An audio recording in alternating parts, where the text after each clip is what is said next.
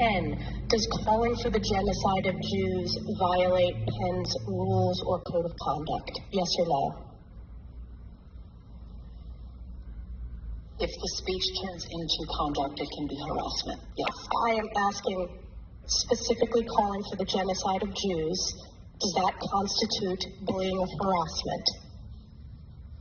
If it is directed and severe or pervasive, it is harassment.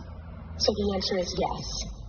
It is a context-dependent decision, Congresswoman. It's a context-dependent decision. That's your testimony today. Calling for the genocide of Jews is depending upon the context.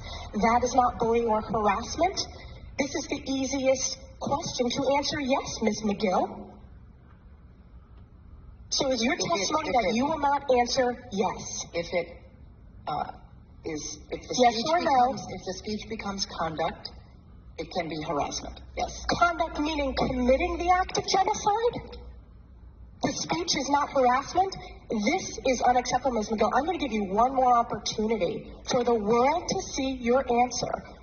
Does calling for the genocide of Jews violate Penn's code of conduct when it comes to bullying and harassment? Yes or no? It can be harassment.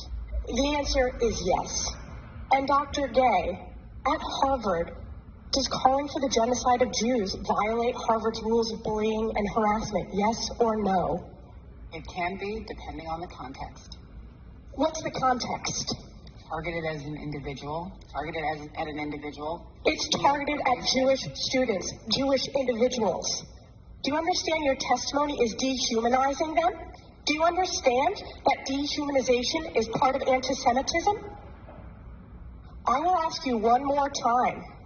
Does calling for the genocide of Jews violate Harvard's rules of bullying and harassment? Yes or no? Anti-Semitic rhetoric. And is it anti-Semitic rhetoric?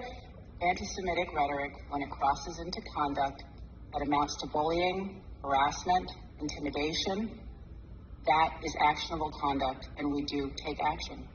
So the answer is yes, that calling for the genocide of Jews violates Harvard Code of Conduct, correct?